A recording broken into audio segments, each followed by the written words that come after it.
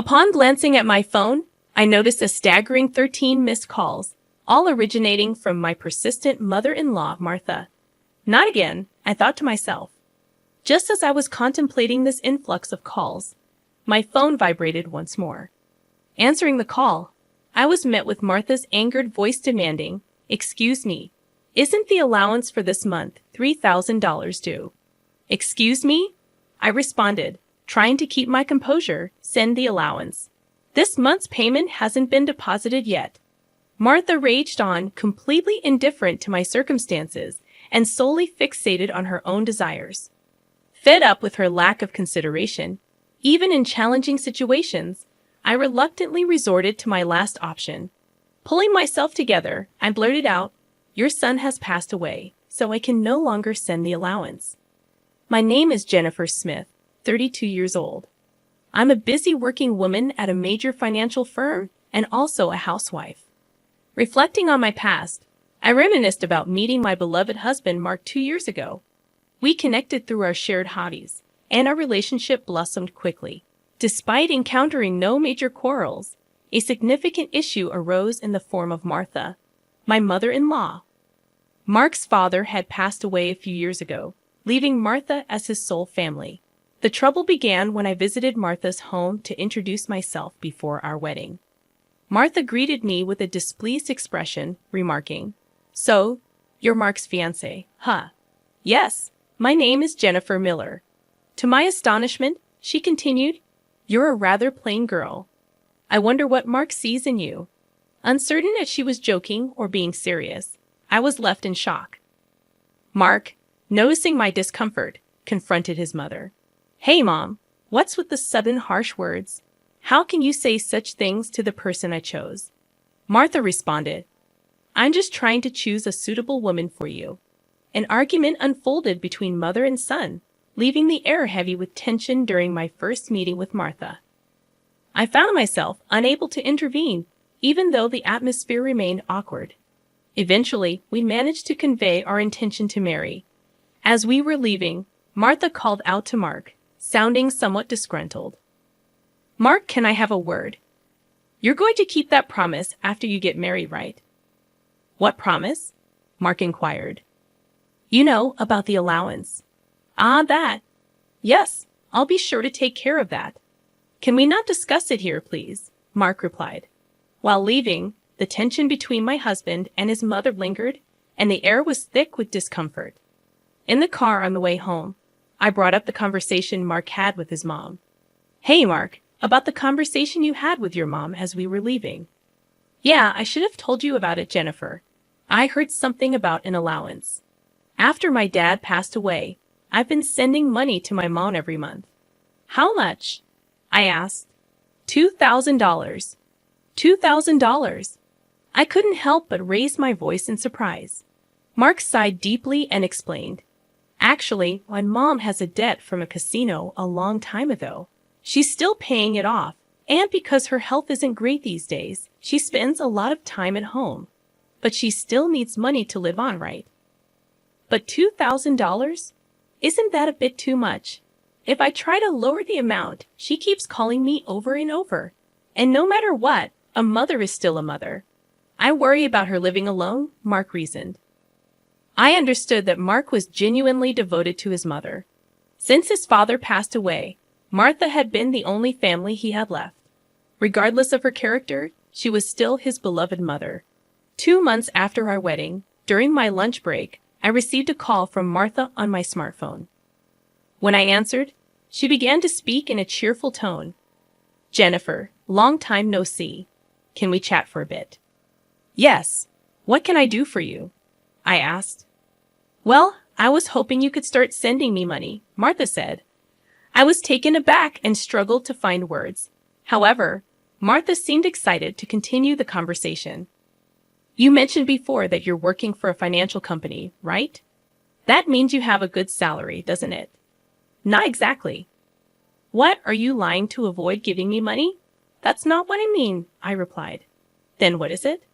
"But Martha, you're still receiving financial support from Mark, aren't you?" I asked. In defiance, Martha responded, "So what?" Jennifer sternly stated what she felt Martha was not appreciating.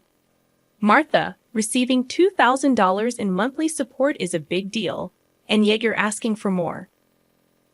Really? You think so? If you were to send me an additional $1,000, I could avoid burdening Mark. What do you mean by that? I asked. Well, I have Mark as a guarantor for my debts. If I fail to make payments, the debt collectors will go after him. Do you understand? Martha explained. But aren't you using part of Mark's $2,000 to pay back the debt? I inquired. I'm short. I haven't told Mark, but I have a significant amount of debt, Martha confessed. From her tone, it was apparent that this was a fact even her husband was unaware of. Having children in the future would increase our expenses. In addition to that, taking over Martha's debt was not an easy task. However, if Martha's payments fall behind and the debt falls onto Mark, the interest will likely have accumulated significantly by that time. If I refuse to send money, it would eventually become a problem for my husband as well. Thinking along those lines, I reluctantly agreed to Martha's proposal. All right, I'll start sending you money. Really? Good, Jennifer. I knew you would say that. The total, with Mark's contribution, will be $3,000. But this means you can pay off your debt, right? Yes, of course. I should be able to pay it all off in about a year. You promise, right? You'll make sure to pay off all your debts. I get it. So I'll be expecting it from this month onwards. Martha concluded the call abruptly. Physical exhaustion from work combined with this emotional burden only added to my stress. $1,000 a month, that's going to be rough. But it's also to prevent future problems for us. After all, if Martha can't make a living, it will upset Mark as well. That night, I promptly reported the matter to my husband. He told me I didn't have to do this, but I had already given my word to Martha, and it was a decision made for our future well-being. Mark expressed his gratitude and understanding, even as he maintained a sorry expression throughout. Time flew by, and 2 years have passed since then. The financial aid we thought would end in a year is still ongoing, and even now, we are transferring $3,000 every month to Martha. What's more, about 2 months ago, Mark fell ill and has been unable to go to work. He's on sick leave, so he's receiving disability benefits, but it's a mere pittance compared to his previous salary. Last month, I managed to transfer $3,000 to Martha from my savings, but it would be very challenging if this situation continues.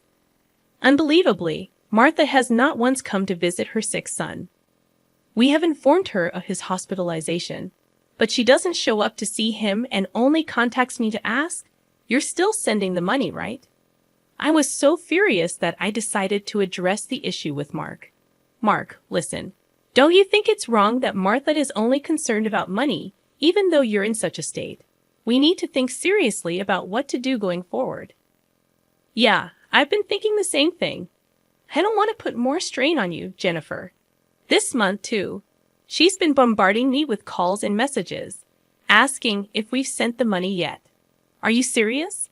How can she only think about money when her own son is sick? Mark expressed his anger towards his mother, his face slightly worn. Then, as if he had an idea, Mark exclaimed, "That's it," and wore a sly grin. What is it, Mark? Well, this is our last resort. I've come up with something good. For your mom. What? I was curious but cautious. Mark suggested a plan that I could never have imagined. Although it could be called inappropriate, it seemed to be the only way to make Martha understand. A few weeks later, Mark was discharged from the hospital. Martha didn't reply to any of our messages, so we didn't inform her about Mark's discharge. In the last 2 weeks, Martha had been relentlessly demanding money, displaying no concern for her son's well-being. While Mark and I were enjoying a cup of tea, a message came in on my phone. Upon checking, I found 13 missed calls from Martha again. As I thought, my phone vibrated again. It was another call from Martha. "Hello," I answered and turned on the speaker microphone so that Mark could hear. Martha started shouting right away. "Listen, where's the $3,000 for this month? Excuse me, that's right. The money for this month hasn't been transferred yet, I replied. Do you realize Mark is now? I don't care if he's in the hospital or whatever. It's none of my business. You're working at a good place, right? You must have plenty of savings. Hurry up and transfer it here, Martha shouted angrily. Eventually, she said something unbelievable. Listen, since you married Mark, if he can't pay, you have to pay me. Understand? If you refuse, I'll make you the guarantor. Got it? At that moment, something inside me snapped. She was displaying her desires openly without considering our situation at all. I had reached my breaking point with her. She didn't even try to reflect on her own actions. Now, I had no choice but to resort to the last resort. I firmly declared into my smartphone, Mark has passed away. I can't send you any more money. At these words, Martha blurted out in bafflement, what? Yes, this was the last resort that my husband suggested. Lie to Martha about Mark's death and observe her reaction. If she showed any sign of sadness, if she reflected on her behavior and apologized, we would continue to support her financially. But if she didn't reflect, if she demanded money, we would sever ties completely. Deep down, I knew it was time to confront Martha's blatant disregard for the well-being of her own family. I believed that even someone as money-driven as Martha would deeply reflect on her actions upon hearing that her own son had passed away. However, the very next moment, Martha burst into loud laughter. What's so funny? I questioned. Well, isn't it obvious? If Mark is dead, that means his inheritance will be distributed to me too. Excuse me, I've been looking into it since I heard that Mark was sick. Listen here, 2/3 of Mark's assets are yours, but 1/3 is mine. I was at a loss for words. I never anticipated that when she first heard her son was sick, she wouldn't look into treatment, but into how the inheritance would be divided. My anger surpassed. I was simply dumbfounded. My husband seemed to feel the same way, and as our eyes met, he slowly nodded. This was the signal to continue with the plan. Once again, I said to Martha in a strong tone, Martha, did you hear what I said? Mark is dead. I heard. What about it? Aren't you sad your own son passed away before you? Martha replied nonchalantly, you just make sure to send me some. I won't let you get away with not doing it. With a click, the phone line was cut off, and a dial tone echoed. I glanced at my husband and saw that he was shaking, his face red with anger. Mark, are you okay? I asked. My husband looked into my eyes and said, I'm cutting ties with her. She'll likely come here eventually, demanding money. Let's wait until then, okay? But are you really okay with this, cutting off ties just like that? Yeah, I have no regrets. After that call, she's no mother. My husband's eyes were filled with hatred, and I felt the same way. A person who only thinks about money over her own son's life is not family to me. A few days later, as expected, Martha came to our house. For the time being, I decided to hide my husband in the next room and deal with Martha myself. Martha approached me with a face like a demon. Hey, give me Mark's inheritance right now. Again with that? Anything else to say? He's already dead, isn't he? It's pointless to say anything now. Yet you never even visited him. What are you saying? Are you really his mother? You're so annoying. Give me the inheritance right away. I don't mind getting the lawyer. Speaking more would be a waste of time. Just as I thought that, my husband emerged from the next room. Seeing him, Martha let out a startled gasp as if she had seen a ghost. Mark, why weren't you dead? Long time no see, Mom. Sorry, but the news about my death was a lie. A lie? How could you be so disrespectful? I wanted to confirm your true nature, Mom. I was curious about how you'd handle the allowance if your son died, but you turned out to be a gold digger, just as I suspected. I understood perfectly. What? How dare you call your mother a gold digger? Silence. I'm cutting ties with a toxic parent like you. My husband's angry shouts left Martha with her mouth agape. She couldn't come to terms with the fact that her own son was severing ties with her. What does this mean, Mark? She stammered. It means exactly what I said. I can't consider someone like you as my mother. No way. What about the allowance? Do you really think I would? You're on your own with the debts. We're moving. Wait, please. If you do that, what about my living expenses? Teary-eyed and pleading, Martha reached out to my husband. He forcefully shook off her hand, looked at her coldly, and said, I don't care about your living expenses. You have been living off us without even a single apology. I really understand your despicable nature now. Don't you dare show up in front of us again. No, wait, Mark. Are you going to abandon your mother? Ignoring her words, my husband grabbed Martha's arm and dragged her to the front door. He threw her shoes and bag outside and chased Martha out of the house. Martha made a fuss outside for a while but disappeared after a bit, perhaps unable to withstand the eyes of the neighbors. She tried contacting us multiple times, but we ignored all of her attempts.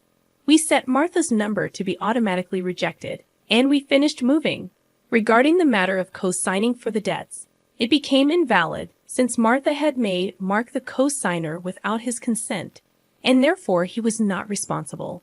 Without the allowance from us, Martha seemed to be leading a miserable life. It's only natural, considering she had been using the allowance for her gambling habits instead of paying off her debts.